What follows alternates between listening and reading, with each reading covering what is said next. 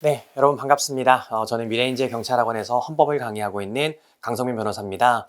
24년 1차 시험 치느라 다들 고생 많으셨을 텐데, 다들 뭐 아시는 것처럼 이번 시험에 헌법이 좀 어렵게 나왔었습니다. 그래서 많은 분들이 이제 헌법 때문에 고생을 하셨을 텐데요. 저희 이번에 헌법 이번 시험 같이 한번 해설하면서 이제 문제가 어떻게 나왔는지도 확인하고 좀 앞으로의 공부 방향도 좀 설정해보는 좀 그런 시간을 가지도록 하겠습니다. 자, 어쨌든 뭐 제가 그 커리큘럼에서 다 설명을 드리긴 했지만, 이제 이번 헌법 시험 문제를 봤을 때는 이제 이 헌법 문제가 사실 앞으로도 이제 이렇게 좀 만만치 않게 나올 가능성이 있다라고 좀 생각이 들고요. 이번 문제 같은 경우에는 이제 우리 개수형 문제가 전혀 출제가 되지 않았고, 그 다음에 조합형 문제도 한 문제가 출제가 되었고, 나머지는 전부 다 사지선다였지만 이제 그래도 굉장히 난이도가 좀 높게 출제가 되었습니다. 그럼 이제 지문들 하나씩 보면서 같이 한번 해설을 해보도록 하겠습니다. 자, 1번 문제입니다. 헌법 해석과 합헌적 법률 해석에 관한 설명으로 가장 적절하지 않은 것은? 자, 헌법의 해석은 헌법이 담고 추구하는 이상과 이념에 따른 역사적 사회적 요구를 올바르게 수용하여 헌법적 방향을 제시하는 헌법의 창조적 기능을 수행하여 국민적 욕구와 의식에 알맞는 실질적 국민주권의 실현을 보장하는 것이어야 한다. 1번은 그냥 좋은 말이죠. 좋은 말이고 오선지로 나오는 경우는 거의 없습니다. 그리고 여기서 중요한 포인트는 창조적 기능인데, 우리 지금 현행 헌법이 1987년에 만들어졌는데 이게 지금 2024년을 살고 있는 우리에게도 적용이 되고 있죠. 그건 이 헌법이 계속해서 그 시대 상황을 반영하는 창조적 기능을 수행을 하고 있기 때문입니다. 그래서 1번은 옳은 지문이고, 자, 2번은 변호인 조력권 관련한 판례인데, 우리 변호인의 조력을 받을 권리는 기본적으로 형사 절차에서 인정이 되는 권리들이죠. 따라서 피내사자, 피의자, 피고인에게 인정이 되는데, 우리 헌법 12조 4항에 보면은 뭐라고 되어 있냐면은 누구든지 체포 또는 구속을 당한 때에는 즉시 변호인의 조력을 받을 권리를 가진다라고 규정을 하고 있습니다. 그래서 이 구속의 개념을 우리 판례가 형사상 구속뿐만 아니라 행정 절차상 구속까지 포함이 된다라고 이제 확대를 시켰죠. 이제 그때 판례가 판시한 건데, 종래는 구금이라고만 쓰고 있었는데 이걸 구속이라는 단어로 바꾼 것은 신체의 자유의 보장 범위를 구금된 사람뿐만 아니라 구인된 사람에게까지 넓히기 위한 것으로 해석하는 것이 타당하다. 그래서 여기는 행정 절차상 구속된 난민에게 대해서도 이 변호인 조력권이 인정이 된다라고 봤었던 판례고, 이것도 사실 다른 직렬에서 굉장히 자주 나오는 지문입니다. 1번, 2번인 그런 내용이고요. 자, 3번입니다. 합헌적 법률 해석. 예를 들어서 어떤 법률 조항이 자, 이렇게 해석하면은 합헌이 되고 이렇게 해석하면 위헌이 될 때, 이 위헌적인 부분은 제거하고 합헌적인 부분을 살리는 방식으로 해석하는 걸 우리는 합헌적인 법률 해석이다라고 부릅니다. 그런데 합헌적인 법률 해석은 단어의 뜻을 벗어나는 해석을 해서는 안 되죠. 이제 그걸 우리가 문의적 한계라고 이야기를 하고요. 그리고 입법자가 만든 법의 의도가 있을 거잖아. 그 의도를 해치는 방식대로 해석을 해서도 안 됩니다. 그게 법 목적에 따른 한계입니다. 그래서 이러한 한계를 벗어난 합헌적 해석은 입법 작용을 뜻하게 되어서 결과적으로 입법권을 침해하는 것이 된다. 옳은 지문이고요. 자, 4번입니다. 여러분 혹시 이 판례 기억나십니까? 자, 원래 어떤 구법이 있었고 이 구법이 전부 개정되었습니다. 이 구법의 부칙도 있었습니다. 구법이 전부 개정되었습니다. 자, 구법이 전부 개정되었다라는 건 결국 이 구법이 모두 다 효력을 상실했다라는 거죠. 법률이 더 이상 남아있지 않은 겁니다. 법률이 완전히 개정되어서 신법만 남아있는 상태고 구법과 구법의 부칙은 더 이상 남아있지 않은 겁니다. 그런데 행정청이 마치 이 부칙이 살아있는 것처럼, 이 부칙이 유효한 것처럼, 잠시만요. 이 부칙이 유효한 것처럼 행정청이 이걸 해석을 한다면은, 지금 입법자가 법을 없앴는데 행정청이 유효한 것으로 해석하는 건 당연히 이런 식으로 해석하는 것도 불가능할 뿐만 아니라 행정청이 사실상 입법을 하는 거나 마찬가지인 거죠. 법이 없어졌는데 법이 유효하다고 해석을 하는 거니까 행정청이 입법을 하는 거나 마찬가지입니다. 그래서 이런 것들은 권력분리 원칙에도 위반돼요. 입법부가 해야 될 걸 행정부가 뺏어간 거니까. 그래서 이 합헌적인 법률 해석도 현재 유효하게 존재하는 법률 범위 안에서 합헌적 법률 해석을 할 수가 있는 것이지 이미 실효되어 존재하지 않는다라고 보는 법을 살아있는 것으로 해석하는 건 불가능하다라고 하는 그 판례입니다. 4번에 세 줄지에 보시면은 실효된 법률 조항은 없어진 거잖아요. 이미 실효되었잖아. 이 법률 조항을 유효한 것으로 해석하는 것은 허용되지 않는다라는 거죠. 그렇기 때문에 4번이 틀렸습니다. 합헌적 법률 해석에 따른 해석이다? 아니죠. 4번이 틀렸네요. 자, 2번 문제입니다. 헌법의 기본 원리를 묻고 있습니다. 헌법의 기본 원리. 자, 1번을 보시면은 헌법의 기본 원리는 헌법의 이념적 기초고 헌법을 지도하는 지도 원리고 입법이나 정책 결정의 방향을 제시하고 모두가 수호하고 해석 기준으로 삼을 수 있고 자, 좋은 말, 온갖 좋은 말 다 나와요. 헌법의 기본 원리는 요 표현만 안 나오면 됩니다. 뭐가 도출되진 않아. 헌법의 기본 원리로부터 기본권이 도출되지는 않는데 그 외에 좋은 모든 표현들은 다 허용이 됩니다. 헌법의 이념적 기초고 헌법의 지도 원리고 입법 정책 방향도 제시하고 헌법을 수호하기도 하고 해석 기준도 되고 1번은 옳은 지문. 자, 2번입니다. 우리 책임주의 원칙은 책임 없는 자에게 형벌을 부과할 수가 없다라고 하는 원칙인데 이 책임주의 원칙이 제일 많이 문제가 되는 게 양벌 규정이죠. 양벌 규정. 자, 종업원에 범죄 행위가 있을 때 이 종업원을 처벌하는 것뿐만 아니라 이 종업원을 고용한 법인이나 고용주와 같은 개인들을 함께 처벌하는 것. 자, 법인에게 잘못이 없는데도 무조건 법인을 처벌하는 거는 위헌이죠. 그러니까 종업원을 내가 제대로 관리 감독하고 잘못도 없는데 처벌하는 건 위헌입니다. 여러분들이 형사법 시간에 배우시는 것처럼 우리는 처벌을 하기 위해서는 주관적 구성 요건이 있어야 되죠. 고의 또는 과실이 있어야 됩니다. 그런데 법인에게 아무런 잘못도 없는데 법인을 처벌한다? 이건 위헌이에요. 근데 법인이 잘못했을 때 처벌하는 거는 합헌이죠. 그러니까 종업원이 범죄를 저질렀을 때 법인에게도 그 책임이 있다면은 법인을 처벌하는 것도 가능합니다. 그래서 이번에 보시면은 셋째 줄까지는 책임주의 원칙 얘기하고 있는 거고 이 책임주의 원칙은 법인에게도 적용이 되죠. 법인에게도 적용이 됩니다. 그래서 2번은 틀린 지문이고요. 비교해서 하나 보면은 우리 대표자가 잘못했을 때는 대표자의 범죄가 있을 때는 법인을 무조건 처벌할 수 있습니다. 법인에게 무과실 책임을 지우더라도 이거는 합헌이죠. 대표자가 잘못했을 때는 법인에게 무과실 책임을 지우더라도 합헌입니다. 자, 3번. 정부는 문화국가 실현에 관한 과제를 수행함에 있어서 다양성, 자율성, 창조성이 조화롭게 실현될 수 있도록 중립성을 지키면서 문화에 대한 지원 육성을 하도록 유의하여야 된다. 좋은 말이고요. 4번은 헌법은 법치주의를 기본 원리 하나로 하고 있으며 법치주의는 법률에 근거가 있어야 된다라고 하는 법률 유보를 핵심적인 내용의 하나로 하고 있죠. 법률 유보라는 건 반드시 법률에 의할 필요는 없지만 기본권 제한과 관련되는 영역들은 법률에 근거가 있어야 된다라고 하는 원칙입니다. 정답은 2번이 틀린 질문이네요. 자, 3번 문제입니다.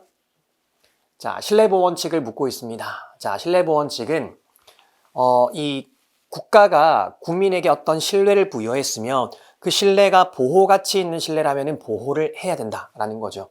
특히 이제 부진정 소유입법의 문제인 겁니다. 우리가 이미 완성된 사실관계는 진정 소유입법이다 라고 부르고 이 진정 소유입법은 금지가 원칙이죠. 예외적으로 허용되긴 하지만 이제 금지가 원칙입니다. 그런데 아직 완성되지 않았고 현재 진행 중인 사실관계 과거부터 시작은 했으나 현재 진행 중인 사실관계 내지는 아직 완성되지 않은 사실관계 이런 것들은 우리는 소급입법이라고 부르잖아요. 소급입법처럼 보이기는 하지만 가짜 소급입법 그래서 부진정 소급입법이라고 부릅니다.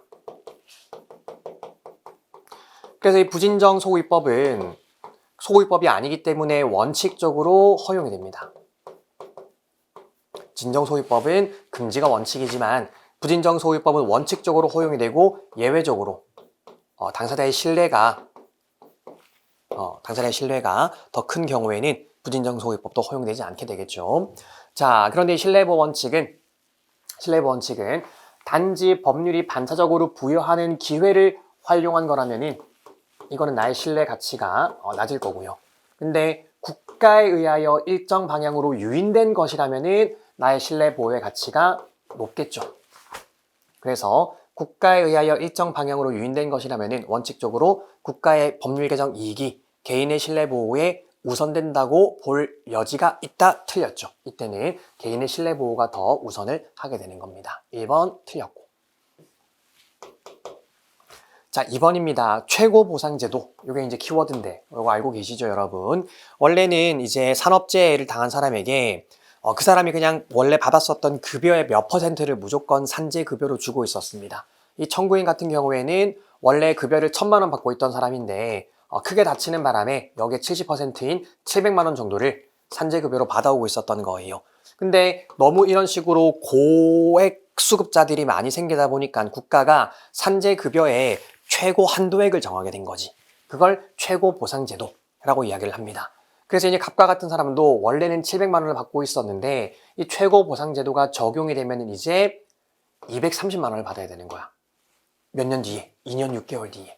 그러니까 판례는 이게 너무 짧다라고 본 겁니다. 700만 원 받던 사람이 2년 6개월 뒤부터 무조건 230만 원을 받아야 된다라고 하면은 사실상 거의 3분의 1 토막 나는 거잖아요. 너무 지나치고 그리고 이렇게 빨리 급하게 기존 사람에게까지 적용해야 될 필요가 없는데 2년 6개월 지나면은 무조건 적용하도록 하는 건 위헌이다 라고 해서 신뢰보호 원칙에 위배된다 라고 이야기를 했죠. 요거랑 비교하는 판례가 그래서 이 사람은 이제는 이게 위헌 결정 났기 때문에 700만 원을 계속 받을 수 있게 되었습니다. 자, 그로부터 8년이 지나고 나면 8년 뒤에 최고보상 제도를 적용하는 건 판례가 합헌이라고 이야기를 했습니다. 그래서 이 사람도 8년 정도 지났으면 충분히 마음의 준비를 했어야 됐다라는 거지. 그래서 2년 6개월 지나고 최고보상제도 적용하는 건 위헌이지만 8년 뒤에 적용하는 건 합헌입니다. 2번도 틀렸고요. 3번입니다. 이 신뢰보호 원칙은 국가관리의 입시제도와 같은 제도 운영 지침의 개폐에도 당연히 적용이 됩니다. 그래서 우리가 대학교를 가는데 이 대학교의 입시 전형 이런 것들도 갑자기 바꾸면 안 돼요. 보통 이제 입시 제도를 바꿀 때도 어느 정도 유예 기간을 줘야 되거든요. 그래서 입시 제도와 제도 운영의 지침의 개폐에도 신뢰보호 원칙은 적용이 됩니다. 자, 4번입니다. 세법, 세율은 사실 그 당시의 어떤 경제 상황이나 이런 것들을 고려해서 언제든지 바뀔 수가 있습니다. 그렇기 때문에 현재의 세법이 변함없이 유지되리라 는 납세자의 기대나 신뢰는 보호될 수 없다가 옳은 지문이네요. 정답은 4번이었습니다. 자, 4번 문제입니다. 헌법의 제정과 개정에 관한 설명으로 가장 적절한 것은 자, 여기까지가 헌법 총론 문제네요. 자, 1번입니다. 헌법을 개정하는 건 누구의 권한입니까? 국민들의 권한인 거죠. 국민들의 권리인 겁니다. 따라서 주권자인 국민이 보유하는 가장 기본적인 권리로서 가장 강력하게 보호되어야 할 권리 중에 권리이고요. 그러니까 당연히 이 헌법을 개정하자, 폐지하자 라고 얘기하는 것도 국민에게 허용이 되는 권리입니다.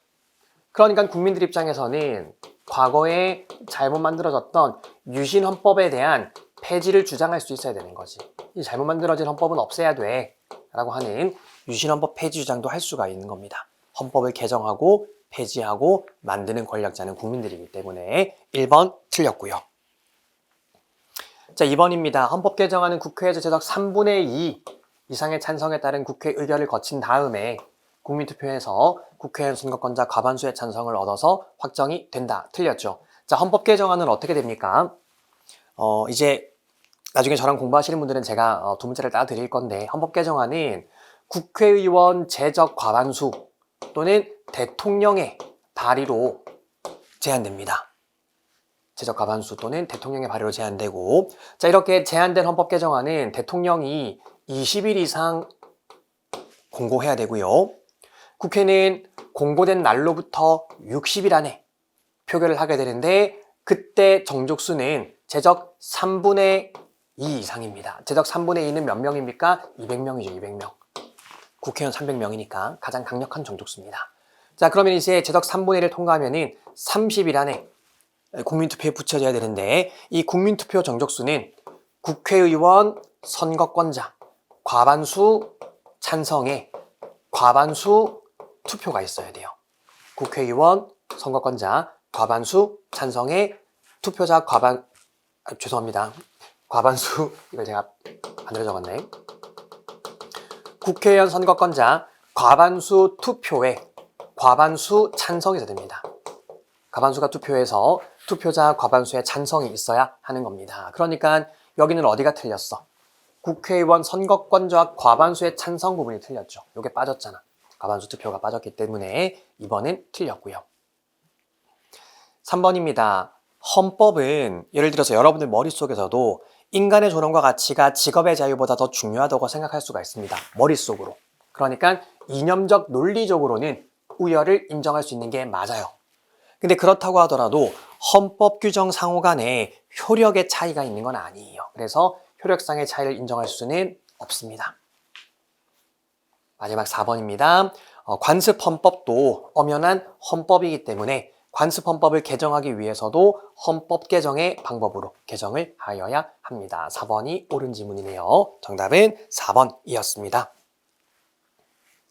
자, 5번 문제입니다. 기본권의 주체를 묻고 있습니다. 자, 외국인을 묻고 있고, 자, 의료인에게 면허대 의료행위 이외의 의료행위를 금지하고 처벌한 의료법 조항에 제한하고 있는 직업의 자유. 자, 요거는 워딩으로 해결을 할 수가 있는 거죠.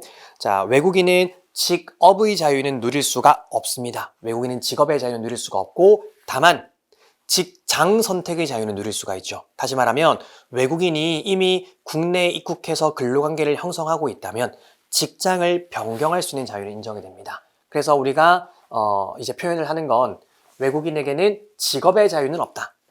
그런데 직장 선택은 인정이 된다. 그 앞에 수식어가 있습니다. 외국인은 제한적으로,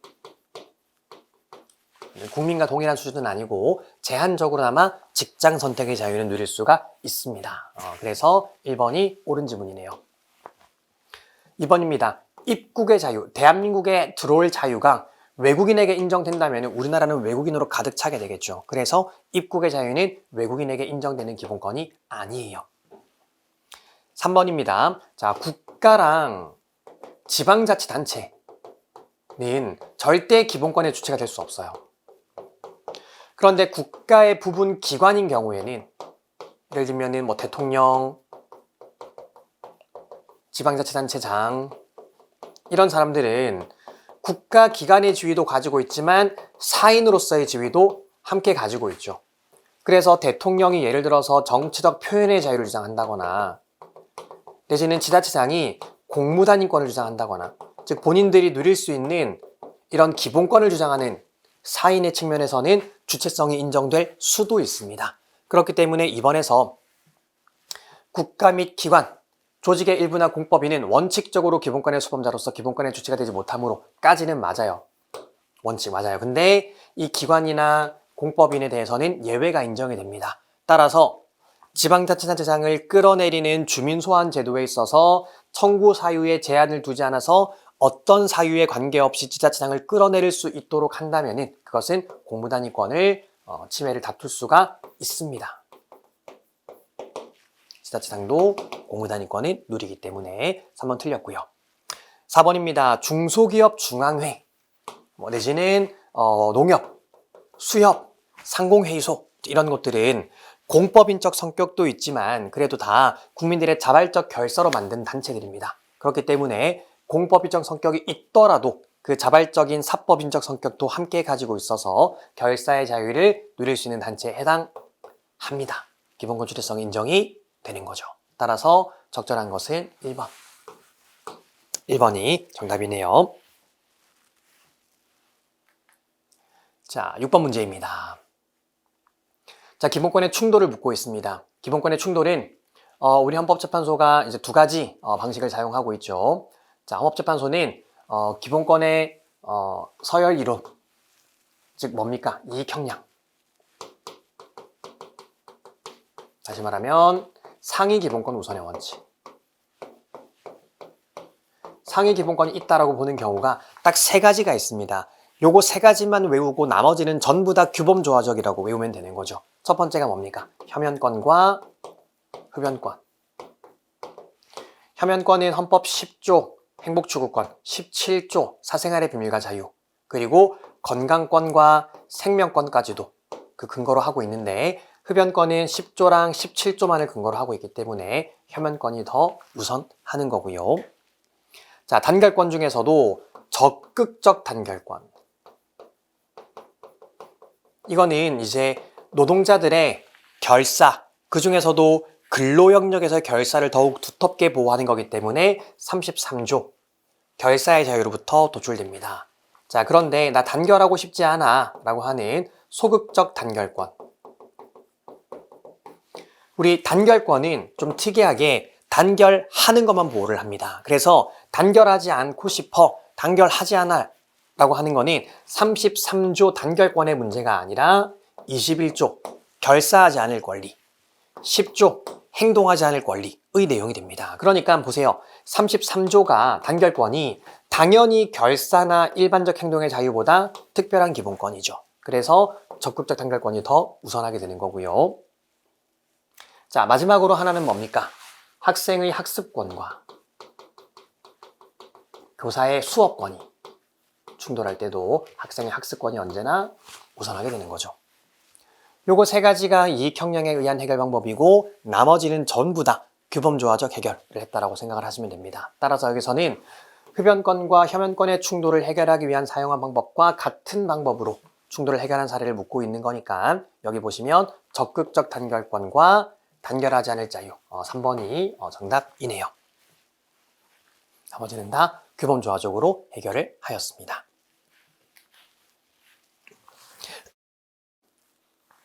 자, 7번입니다. 과잉금지 원칙에 관한 설명으로 가장 적절한 것은, 자, 1번. 워낙 유명한 판례죠. 보험 사기를 이유로 체포된 공인이 아닌 피의자를 수사기관이 기자들에게 경찰서 내에서 수갑을 차고 얼굴 드러낸 상태에서 조사받는 모습을 촬영할 수 있도록 허용한 행위는 어떤 기본권 제한합니까? 인격권이죠. 자, 그런데 이 보험 사기 자범은 유명한 사람도 아니고 그렇게 중범죄자도 아닌데 이 사람에게 사진 촬영을 기자들에게 허용한 행위는 어떠한 정당한 목적도 찾을 수 없다는 게 판례 입장입니다. 따라서 목적의 정당성이 인정되지 않죠. 목적의 정당성 없고요. 자, 2번입니다. 여러분, 예를 들어서 1번. 우리나라는 대형마트를 허용을 하되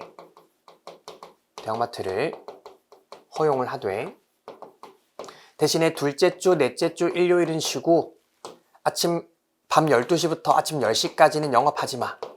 이런 식으로 방법을 제한하는 방법과 2번, 우리나라는 대형마트 금지야. 우리나라는 아예 대형마트를 할 수가 없어. 라고 하는 여부를 제한하는 것 중에 뭐가 기본권을 덜 제한합니까? 당연히 1번이 덜 제한을 하는 거죠. 그러니까 기본권을 제한할 때는 먼저 방법 제한으로 목적 달성을 해보고 방법 제한으로 목적 달성이 불가능하면 그제서야 여부를 제한을 해야 되는 겁니다. 자, 그렇기 때문에 이번에 보시면은 방법에 관한 규제로서 공익을 실현할 수 있는가를 시도하고 이러한 방법으로는 공익 달성이 어렵다고 판단되는 경우에 기본권 행사의 여부에 관한 규제를 선택해야 한다. 자, 요거는 맞아요. 근데 뭐가 문제인 겁니까? 방법의 적절성의 관점이 아니라 이거는 말하자면 침해 절호성 관점인 거지. 그렇죠? 이게 더 침해적인 방법인 거고 얘는 덜 침해적인 방법인 거니까 결국 덜 침해적인 수단이 있냐 없냐를 따지는 건 우리는 침해 절호성이잖아.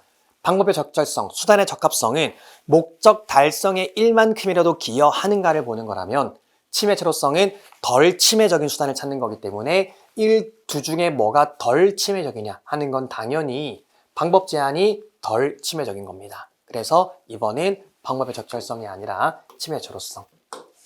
틀린 지문. 좀 까다로웠을 것 같습니다. 자, 3번입니다. 3번에 보시면 변호사 시험 성적을 합격자에게 공개하지 않는 변시 성적 비공개 사건입니다. 목적은 뭘까요? 이제 사법시험에서 로스쿨로 넘어오면서 변시 성적을 합격자에게 공개하지 않는 건 학교 간의 서열화를 방지하기 위한 목적이었대요. 그래서 너무 이제 학생들이 이제 변호사 시험에 목매달게 되면은 좀 이제 학교 간의 서열화가 생길 수가 있다. 이런 생각을 했답니다. 자, 근데 서열화 방지를 위해서 합격자 성적을 공개를 안 해요. 그럼 변시 합격자들이 취직할 때 주장할 수 있는 건 뭐밖에 없어? 학교밖에 없지, 학교밖에. 나 좋은 학교 나왔어, 이거밖에 없는 거죠. 그러니까 목적은 서열화를 방지하기 위한 목적이었는데 합격자에게 성적을 공개하지 않으니까 오히려 서열화가 더 고착되는 겁니다. 그래서 이 사안은 수단의 적합성 인정되지 않습니다. 목적은 정당했지만 수단의 적합성 인정되지 않아서 위헌인 겁니다. 3번이 옳은 지문이네요. 자, 4번입니다. 사복 착용 금지. 요거는 우리 뭘 구분합니까? 형사재판인지 민사재판인지. 형사재판에서 사복 착용을 금지하는 거는 위헌이죠. 판사에게 불필요한 편견, 선입견을 줄 수 있으니까. 민사재판에서 사복 착용 금지하는 것은 합헌이고요. 그런데 지금 4번은 형사재판 사복 착용 금지인데 목적의 정당성은 인정되나? 그렇죠. 목적의 정당성 인정되고 그 다음에 재판 과정에서 제조자행 의료를 잊게 하는 것이 도주의 방지를 위한 필요하고도 유용한 수단이라고 보기는 어렵다. 일단 수단의 적합성도 인정이 됩니다. 수단의 적합성도 인정은 되지만 이제 피해 철호성 관점에서 문제가 되는 겁니다. 자, 그래서 정답은 3번이 옳은 지문이네요. 3번이 옳은 지문입니다. 자, 8번입니다. 부작위에 의한 기본권 침해에 관한 설명으로 가장 적절한 것은 아무튼 7번 문제가 좀 어려웠었던 문제였다고 좀 생각이 들기는 하네요. 자, 8번입니다. 가족관계 등록법이 자, 여기서 키워드는 뭡니까? 가정폭력 가해자. 자, 우리 이런 그 가족관계 증명서를 뗄 수 있도록 하는 주체를 1번 형제자매가 나에 관한 가족관계 증명서를 자유롭게 뗄 수 있도록 하는 거 위헌이죠. 그리고 2번 이 가정폭력 가해자에게 나의 가족관계 증명서를 자유롭게 뗄 수 있도록 하는 것도 위헌입니다. 자, 근데 이번의 문제는 일단 직계혈족에게 가족관계 증명서를 뗄 수 있도록 권한을 부여하는 거는 규정이 있는데 가해자로부터 보호하는 규정이 없는 거죠. 가해자로부터 보호하는 규정이 없는 겁니다. 자, 이런 것들을 우리는 법률을 개똥같이 만들었다라고 표현을 합니다. 불완전, 불충분하게 법률을 만든 이런 법은 두면서 이런 법을 두지 않은 부진정입법 부작위라고 얘기를 합니다. 그래서 1번은 여기가 틀렸죠. 진정입법 부작위가 아니라 부진정입법 부작위입니다. 자, 2번입니다. 자, 2번은 일단 좀 간단하게만 먼저 설명을 드리면은요. 법률이 행정입법으로 위임을 했는데 행정부가 이 행정입법을 만들지 않는다면은 원칙적으로 이 행정입법 부작위는 위헌이 됩니다. 법률이 행정입법으로 위임을 했음에도 행정부가 행정입법을 만들지 않는다면은 원칙적으로 위헌이 됩니다. 물론 상위법만으로 집행이 충분히 가능하다면 그때는 헌법상 의무가 없겠지만은 원칙적으로는 법률이 위임을 했으면은 행정입법을 만들어야 되는 건데 행정입법을 안 만들면은 권력분리 원칙에도 위반되고 법치 행정에도 위반되기 때문에 위헌이 됩니다.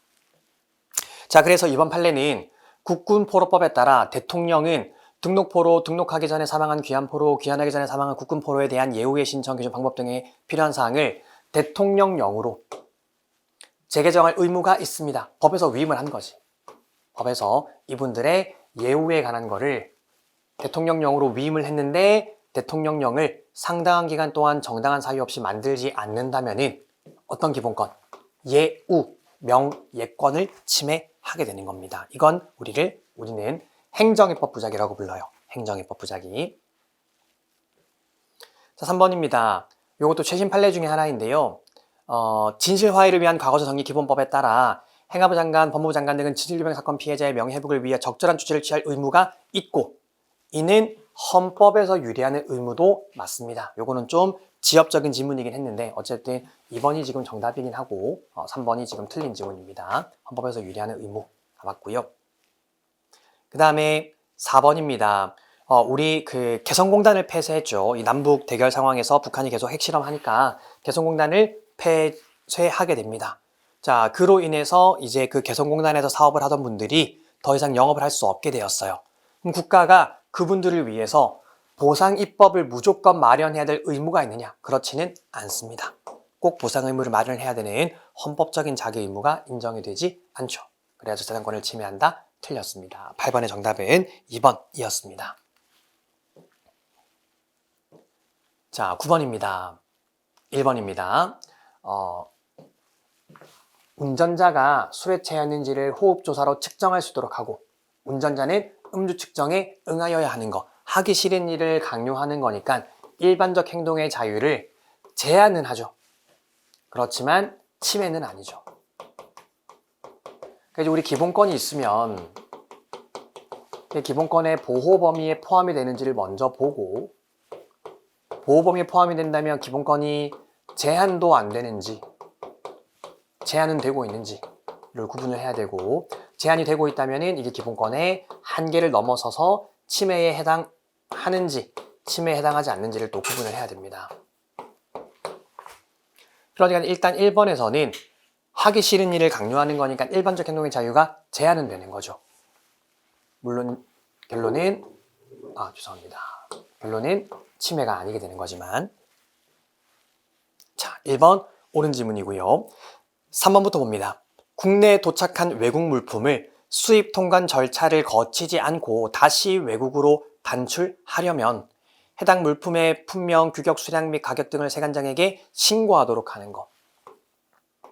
자, 요것도 뭔가 다른 기본권들이 있지는 않죠. 그러니까 하기 싫은 일 강요하는 거니까 일반적 행동 자유권을 제한을 할 겁니다. 근데 이런 건 전부 다 이런 그 밀수를 방지하기 위한 것이기 때문에 침해는 아니게 되는 거고요. 4번. 치료 감호의 가 종료 시, 임시 종료 시에 3년의 보호 관찰이 시작되도록 하는 거. 그 피보호 관찰자 입장에서는 마찬가지로 또 귀찮은 걸 하는 거니까 일반적 행동 자유가 제한은 되겠죠. 침해는 아니겠지만. 자, 그럼 2번을 잠깐 보시면 응급의료 종사자의 응급 환자에 대한 진료를 폭행, 협박, 위계, 위력, 그 밖의 방법으로 방해하는 것을 금지하고 이에 위반하는 자를 형사처벌하는 조항은 청구인의 일반적 행동의 자유를 제한을 하는가? 자, 이게 좀 어려운 지문이었는데 자, 여러분 상식적으로 폭행, 협박, 위계, 위력 이런 것들이 여러분들의 자유로운 행동의 보호 범위에 포함이 되겠습니까? 아니겠죠. 이렇게 남들한테 가해를 하는 것을 일반적 행동의 자유라고 볼 수는 없을 겁니다. 그러니까 이 법률 조항은 여기에 이르지 않는다면 폭행, 협박 정도에 이르지 않는다면은 이 기본권이 문제될 리도 없을 거고 폭행, 협박 정도에 이른다면은 그런 것들은 기본권의 보호 범위로 볼 수도 없기 때문에 이 2번 조항은 일반적 행동의 자유를 제한도 하지 않는다라는 게 우리 판례 입장입니다. 이것도 상대적으로 최신 판례 중에 하나였었는데 어쨌든 2번이 틀렸네요. 좀 어려운 문제였을 것 같습니다. 그러니까 제 생각에는 여기 지금 7번, 8번, 9번에 좀 어려운 문제들이 좀 집중되어 있습니다. 특히 그 중에서 사실 그 7번 판례에서 3번 지문은 사실 요거는 수단의 적합성이 없는 걸로 중요한 판례이기는 하거든요. 근데 제 생각에는 여러분들이 2번에서 함정이 좀 빠지지 않았을까라고 좀 생각을 하고요. 4번도 좀 헷갈렸을 수는 있을 것 같습니다. 그 다음에 8번도 요게 부진정입법 부작이라는 부분이 중요한 부분이긴 한데 여러분들이 꼼꼼히 읽지 않았으면 여기서 좀 헷갈렸을 수 있을 것 같고요. 그 다음에 4번은 간단하지만 2번, 3번도 조금 헷갈렸을 수는 있을 것 같아요. 자, 10번 문제는 이제 기본권의 제한 문제였었는데 결국 2번이 조금 까다로웠었던 지문이었기 때문에 좀 소거하는 방식으로는 풀 수도 있었겠지만 어쨌든 문제를 해결하는데 어느 정도의 사고가 필요한 그런 부분이 아니었나라고 생각을 합니다. 자, 10번 문제로 넘어가 보겠습니다. 평등권에 관한 설명으로 가장 적절하지 않은 것은 틀린 지문을 고르는 거네요. 자, 여성의 경우에는 예비역 복무 의무자의 범위에서 제외하는 거. 남자들은 당연히 군대 갔다 오면 예비군 훈련 가야 됩니다. 근데 여군은 예비군 훈련에서 제외한다고 해서 그게 무조건 위헌인 것은 아닙니다. 1번이 틀렸네요. 자, 2번입니다. 자사고는 두 가지가 있죠. 자사고 사건은 전개학교에서 후계학교로 보내서 평준화 고등학교랑 동시에 선발하는 동시선발 조항. 얘는 합헌이죠. 근데 자사고에 지원한 친구들은 평준화 고등학교에 지원할 수 없도록 하는 중복 지원 금지 조항. 자, 그러니까 이거는 평준화 고등학교에 지원한 친구들은 중복 지원 가능하게 하고 자사고 지원한 친구들은 중복 지원을 불가능하게 하는 거니까 이거는 진학 기회에 있어서 차별을 하고 있습니다. 그러니까 어떻게? 엄격 심사해야 되겠죠. 교육의 영역에서 31조 차별 지급하고 있는 거니까 엄격 심사해야 되고 판례는 위헌이라고 봤습니다. 보십시다. 여기 보시면은 중복 지원 금지 조항이니까 평등 원칙에 대해서는 엄격한 심사 척도를 적용을 해야 되겠죠. 옳은 지문이고요. 자, 3번입니다. 보상금 수급 대상을 독립유공자의 손자녀 한 명으로 한정을 하면서 무조건 나이가 많은 자를 우선하는 것. 이런 것들은 위헌이긴 하지만 일단 평등권을 심사할 때는 헌법에서 특별히 평등을 요구하는 경우도 아니고 관련 기본권에 중대한 제한을 초래하는 경우도 아니기 때문에 자의금지 심사. 그래서 뭐 공부하실 때 다들 아시겠지만 평등권은 엄격 심사하는 것만 외우고 나머지는 전부 다 자의금지다. 이렇게 좀 보시면 됩니다. 그 다음에 4번 평등권으로서의 교육받을 권리는 이런 진학의 기회균등, 차별의 금지 이런 것들을 의미를 하는 겁니다. 2번이 4번이랑 연결되는 내용이네요. 틀린 것은 1번이었습니다. 자, 11번 문제입니다. 신체의 자유에 관한 설명으로 가장 적절하지 않은 것은 자, 일단 3번부터 보시면은요. 노역장 유치에 하한을 원래 안 두고 있었는데 하한을 신설하는 거. 결론은 어떻게 됩니까? 과잉금지 위반은 아니에요. 과잉금지나 평등원칙 위반은 아닙니다. 워낙 황제 노역에 대한 비판이 많았기 때문에 이제 하한을 신설해서 최소한의 노역장을 살게 할 필요는 있습니다. 근데 이 노역장의 집행 방법이 감옥에 보내놓고 집행을 하는 거기 때문에 이게 사실상 형벌적 성격을 가지죠. 근데 그것을 소급하는 것은 형벌 불소급 원칙의 위반이 됩니다. 두 가지 결론을 잘 구분해서 봐야 되는데 3번은 형벌 불소급 원칙이 위배되지는 않는다라고 하니까 3번이 틀렸네요. 3번이 정답이고요. 자, 나머지 DNA 채취는 어쨌든 내 머리카락을 뽑거나 구강 점막에서 채취하거나 하는 거니까 신체의 자유를 제한은 하죠. 침해는 하지 않지만 제한을 합니다. 2번 중요한 판례죠. 강제 퇴거 명령을 받은 사람을 보호할 수 있도록 하면서 보호기간에 상한을 두지 않은 거. 그러니까 외국으로 보낼 수 있을 때까지 가둬두는 거는 과잉금지 원칙에도 위반되고요. 그쵸. 그 다음에 당사자한테 충분한 공정한 불복 절차를 부여하고 있지도 않아서 적법 절차 원칙에도 위반됩니다. 그래서 신체 자유를 침해한다. 옳은 지문이고. 자, 그래서 이 2번의 적법 절차 원칙이 4번이랑 연결되는 겁니다. 행정 절차상 강제 처분에 의해 신체 자유가 제한되는 경우 강제 처분의 집행기관으로부터 독립된 중립적인 기관이 통제하도록 하는 것은 적법 절차 원칙의 중요한 내용이다. 그럼에도 불구하고 이런 출입국 관리사무소장이 한 처분에 대해서 법원과 같은 독립적인 기관이 판단하는 게 아니라 법무부 장관, 같은 기관에 있는 법무부 장관에게 이의 신청하도록 하는 것은 공정하지도 않고 그리고 심지어 당사자에게 변명할 수 있는 기회도 안 줘요. 그런 부분들도 문제가 있다라고 판례는 보고 있습니다. 그래서 정답은 3번이 틀렸네요. 자, 12번 문제입니다. 직업의 자유에 관한 설명으로 가장 적절하지 않은 것은? 자, 틀린 질문을 물어보고 있고 이 문제는 간단하죠. 우리 판례가 비의료인의 문진시술을 금지하는 것은 기본권을 침해하지 않는다. 합헌이다라고 보고 있습니다. 그래서 문진시술은 현행법상 의료인만 할 수가 있습니다. 1번이 틀렸고요. 자, 2번입니다. 직업 수행의 자유는 직업을 못 가지게 하는 게 아니라 가질 수는 있대 방법을 제한을 하는 거죠. 그러니까 직업을 아예 못 가지게 하는 직업 결정의 자유보다 제한의 정도가 낮습니다. 그러니까 헌법재판소는 조금 더 느슨하게 심사할 수 있는 거고 입법자도 좀 폭넓은 제한을 가할 수가 있게 됩니다. 그래서 수행의 자유는 선택의 자유보다 제한이 작기 때문에 그에 대한 제한은 상대적으로 폭넓게 허용이 된다. 옳은 지문이고요. 자, 3번입니다. 이화여대 로스쿨에는 여학생들만 학교에 갈 수가 있습니다. 이화여대 로스쿨에는 여학생들만 입학을 할 수가 있어요. 그러니까 남자 수험생들이 나도 이대 가고 싶어 라고 주장을 합니다. 그러니까 그들의 입장에서는 직업 선택의 자유가 문제가 되겠죠. 이화여대를 가서 변호사 시험에 합격해서 변호사가 되고 싶은 거니까 직업의 자유가 문제가 되기는 합니다. 제한은 하지만 이건 결국 이화여대의 대학의 자율성을 보장하는 측면이 있기 때문에 기본권을 침해하지는 않아요. 마지막 4번. 우리 직업이라는 건 뭡니까? 먹고 살기 위해서 계속하는 거면 직업이죠. 생활의 기본적 수요를 충족시키기 위하여 하는 계속적인 소득 활동이면은 무조건 직업이고 종류나 성질, 공공무해성 이런 것들은 따지지 않습니다. 따라서 성매매도 먹고 살기 위해서 계속하는 거라면 직업이기 때문에 이 성매매를 금지하는 것은 직업의 자유를 제한은 하고 있죠. 침해는 아니지만 제한은 하고 있습니다. 12번의 정답은 1번이었습니다. 자, 13번 문제입니다. 1번 표현의 자유는 너무너무 중요한 기본권이다. 당연히 옳은 질문이고요. 자, 2번입니다. 사회복무요원의 정당 가입 금지. 사회복무요원도 어쨌든 그 근무하는 기간 동안에는 공직신분이 있는 거잖아. 그러니까 당연히 정치적 중립성을 지켜야 되겠죠. 따라서 정당 가입 금지하는 것은 표현의 자유를 침해하지 않습니다. 합헌이죠. 2번이 틀렸습니다.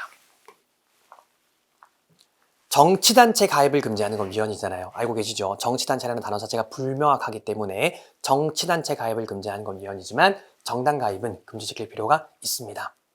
3번입니다. 국기모욕죄.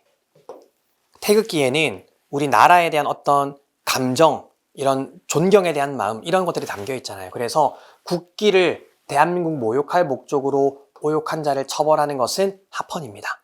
이거랑 비교해서 볼 게 뭡니까? 국가모독죄. 빌어먹을 대한민국. 할 수 있는 거잖아. 근데 국가를 모독했을 때 처벌하는 것, 판례가 위헌이라고 보고 있습니다. 자, 그 다음에 4번 최신 판례네요.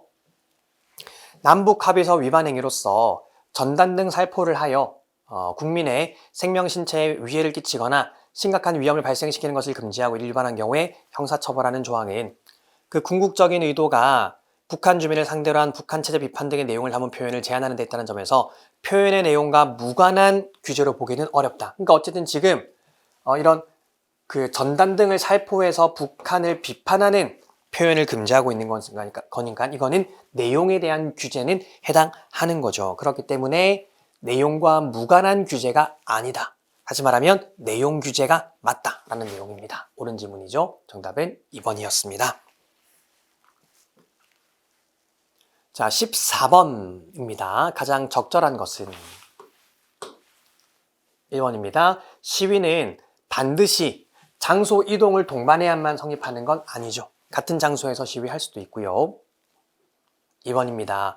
집회의 자유에 대한 제한은 다른 중요한 법익의 보호를 위하여 반드시 필요한 경우에 하나여 정당화되는 것이며 특히 집회의 금지는 원칙적으로 공공의 안녕 질서에 대한 위협이 명백한 경우에 한해서만 허용될 수가 있습니다. 좀 까다로운 지문이었었고 3번 집회 또는 시위를 하기 위하여 인천의 뜰, 그러니까 인천 그 시청 앞에 있는 광장인데 인천의 뜰 중 잔디마당과 그 경계 내 부지에 대한 사용허가 신청을 한 경우에 인천시장이 허가할 수 없다. 자, 이거는 인천의 뜰에서는 집회 신청은 애초부터 허가가 금지가 되어 있어요.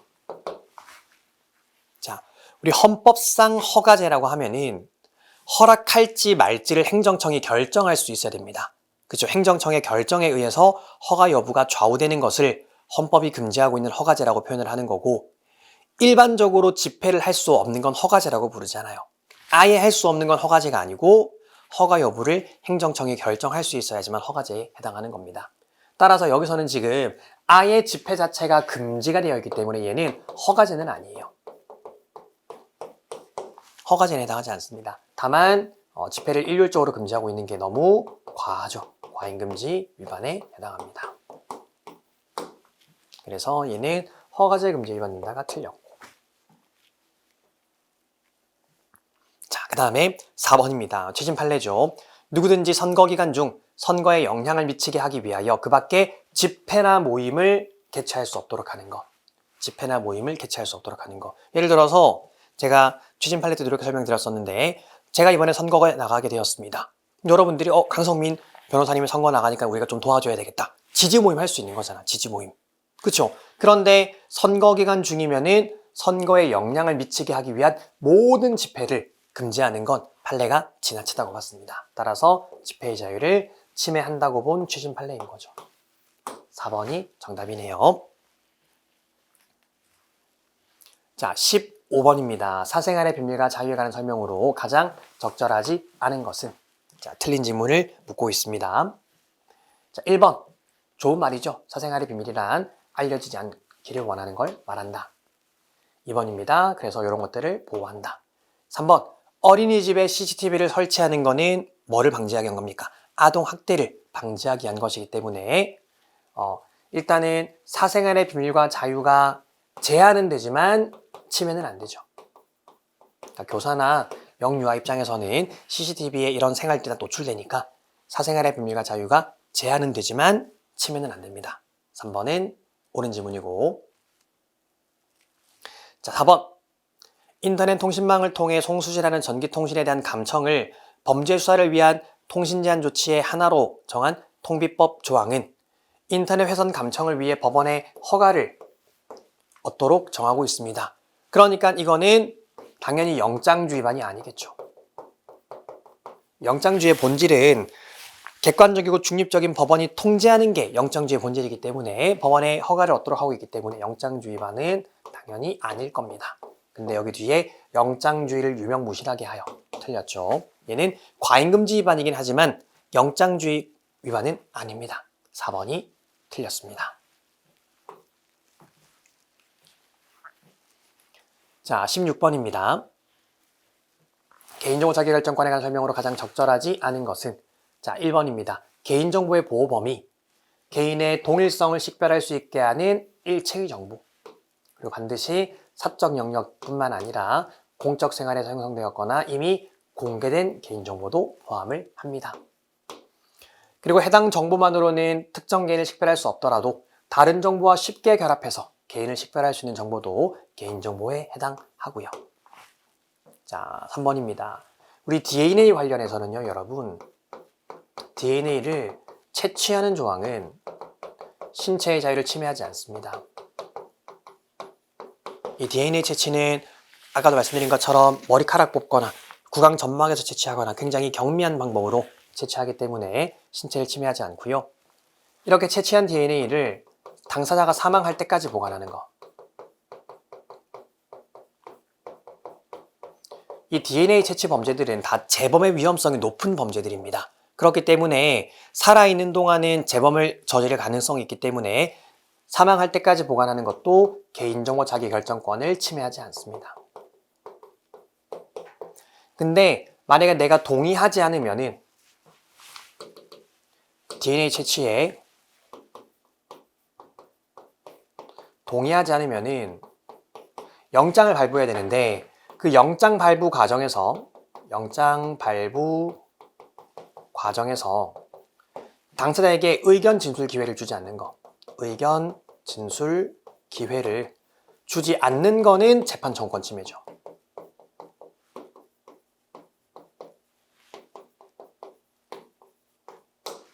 이렇게 세 가지 나눠서 보시면 되겠고, 그래서 결과적으로 DNA를 대상자가 사망할 때까지 보관하는 거는 개인정보 자기결정을 침해하지 않습니다. 3번이 틀렸네요. 자, 그 다음에 4번. 개별 의료급여기관으로 하여금 수급권자의 진료정보를 국민건강보험공단에 알려줄 의무.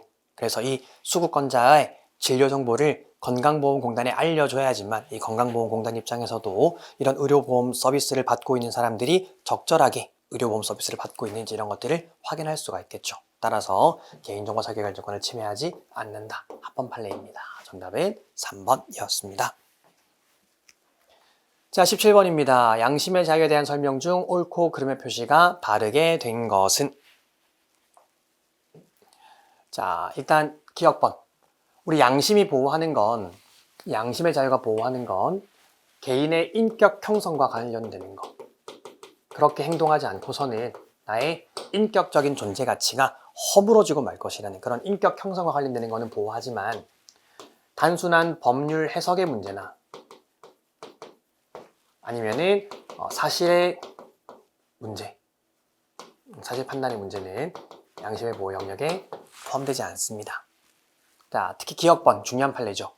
내용상 단순히 국법 질서나 헌법 체제를 준수하겠다, 법을 지키겠다 라고 하는 건 단순한 다짐, 단순한 서약, 법을 지키겠다라는 약속 등에 불과하기 때문에 이런 것들은 판례가 양심의 영역을 건드리지도 않는다라고 이야기를 하고 있습니다. 굉장히 중요하고 자주 나오는 표현이었었고요. 자, 그 다음에 니은번, 양심 형성의 자유는 내 마음속에 머물러 있는 자유죠. 그래서 양심 형성의 자유는 외부의 간섭과 강제로부터 절대적으로 보호되는 기본권은 맞아요. 마음속에 머물러 있을 때는. 그런데 이게 외부로 표현되는 순간, 양심을 실현하는 순간 당연히 제한이 가능한 기본권이 됩니다. 여기서 이적 표현물, 반국가 단체를 찬양하거나 고무하는 이적 표현물을 소지, 취득하는 거는 이미 그걸 소지하고 취득함으로써 나의 행동이 외부로 표현이 된 거죠. 따라서 이런 것들은 우리나라 국법 질서를 지키기 위해서 제한을 할 필요가 있습니다. 따라서 이를 처벌하는 것은 합헌입니다. 2번 틀렸고요. 자, 디귿번입니다. 이것도 뭐 중요한 최신 판례죠. 우리 사과를 강제하는 거. 헌법재판소가 언제나 위헌이라고 얘기를 하다가 가장 최근에 유일하게 합헌 결정 내린 게 학교폭력 가해자에 대한 사과 명령. 이건 피해자에 대한 진정한 피해 회복을 위해서는 가해자가 사과하고 반성해야 됩니다. 그래서 이것은 가해 학생의 양심의 자유나 인격권을 침해하지 않는다. 마지막 리을번, 보안관찰 처분은 보안관찰 처분 대상자가 보안관찰 해당 범죄를 다시 저지를 위험성이 외부에 표출되는 경우에 하는 처분이기 때문에 양심의 자유를 침해하지 않는다. 옳은 지문이죠. 정답은 OX55이니까 2번이네요. 자, 18번입니다. 재산권을 묻고 있습니다. 재산권. 적절하지 않은 것은 자, 1번 상업용 음반 등에 관한 저작재산권자의 공연권, 저작인적권자의 보상 청구권 이런 것들은 이미 형성된 나의 권리이니까 재산권에 포함이 될 겁니다. 2번 우리 헌법 23조 3항은 공용 침해, 공용 수용을 할 때 세 가지를 지켜야 돼 라고 이야기를 하고 있죠. 첫 번째, 공공필요성이 있어야 돼. 두 번째, 법률로 해야 돼. 세 번째, 정당한 보상 지급해야 돼. 요것만 지킨다면은 누가 수용하는지는 문제되지 않습니다. 따라서 수용의 주체를 국가 등의 공적기관에 한정할 필요가 없죠. 따라서 민간기업도 수용을 할 수가 있습니다. 이번 옳은 지문이고 3번입니다. 워낙 우리 부동산 가격이 너무 오르니까 최신 판례인데 워낙 부동산 가격이 너무 오르니까 금융위원장이 시중은행한테 초고가 아파트에 대해서는 좀 대출을 해주지 마라. 사람들이 돈도 없으면서 무리하게 아파트 사는 경향이 있으니까 비싼 아파트는 대출해주지 마라 라고 하는 거 당연히 합헌입니다. 3번 틀렸고 4번 부양 의무를 이행하지 않으면 상속을 해주지 않겠다 이런 법을 만들어 달라는 거예요.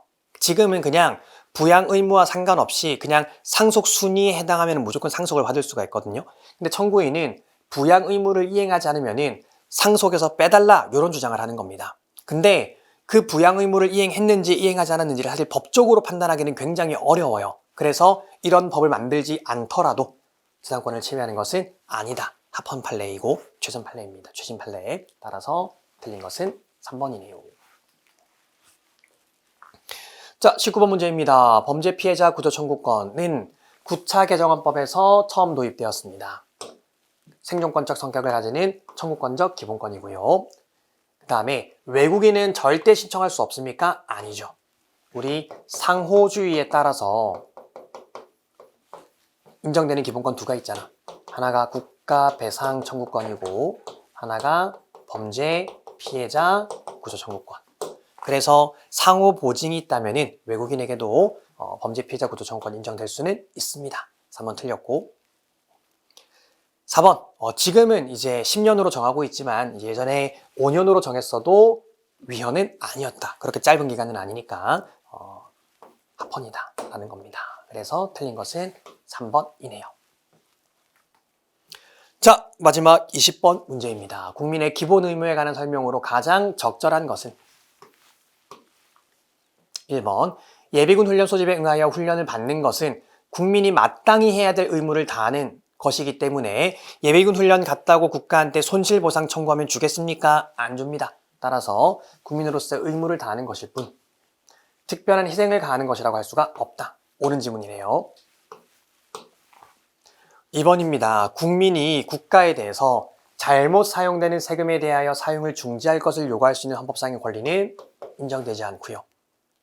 3번 병력 의무 이행으로 인한 불이익 처우를 금지하고 있는데 여기서 불이익 처우란 법적인 불이익만을 의미하는 것이고 사실상 경제상의 불이익은 포함되지 않습니다. 3번 틀렸고 4번입니다. 공중보건의사에 편입되어 군사교육에 소집된 사람 두 가지 내용이 있죠. 첫 번째, 얘들은 그 복무기간이 훈련기간을 복무기간에 산입해주지 않습니다. 그리고 훈련기간 동안 급여도 주지 않습니다.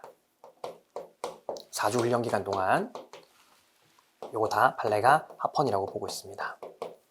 만약에 훈련기간을 복무기간에 산입하게 되면은 4주씩 계속 이런 의료 취약지에 의료 공백이 생길 수가 있어요. 좀 그런 것들을 방지하기 위한 것이기도 하고 그리고 꼴랑 4주 급여를 못 받더라도 얘들은 지금 의사가 될 사람들이잖아. 돈 많이 벌 거잖아. 그러니까 판례는 그 정도는 괜찮다라고 보고 있습니다. 그래서 합헌 판례. 평등권을 침해한다. 땡. 되셨습니까? 정답은 1번이었습니다. 자, 이렇게 해서 이제 우리 24년 1차 시험 헌법 문항들을 전부 다 살펴보았습니다. 사실 뭐 어려운 문제도 꽤 있었고 그렇지만은 사실 좀 소거하는 방식으로 풀 수 있는 문제들이 좀 많았다라고 좀 생각이 들고요. 그 외에도 다른 직렬에서 기출되었었던 문제들이 굉장히 많고 특히 최신 판례들이 단순한 최신 판례 결론만 물어보는 것이 아니라 그 최신 판례 결론에 이른 논리들을 물어보는 경우들도 굉장히 많이 있었습니다. 그리고 다소 여러분들이 못 봤었을 만한 내용 그런 판례들도 나오긴 했지만 그런 판례들도 결국 기본적인 이론을 알고 있으면 해결할 수 있는 문제들, 이제 그런 문제들이지 않았나라고 좀 생각을 합니다. 아무튼 여러분들 1차 시험 치신 분들 모두 고생 많으셨고요. 이제 2차 시험 준비하시는 분들은 이제는 헌법이 어렵게 나올 수도 있겠다라고 좀 생각을 하시고 그렇다고 너무 겁먹을 필요는 없습니다. 그냥 우리는 기본부터 차근차근 탄탄하게 이론을 쌓아나가면은 분명히 2차 시험에서도 좋은 결과가 있을 거라고 생각을 합니다. 자, 아무튼 여러분들 고생 많으셨고요. 저희는 다음 강의 때 또 뵙도록 하겠습니다. 수고하셨습니다.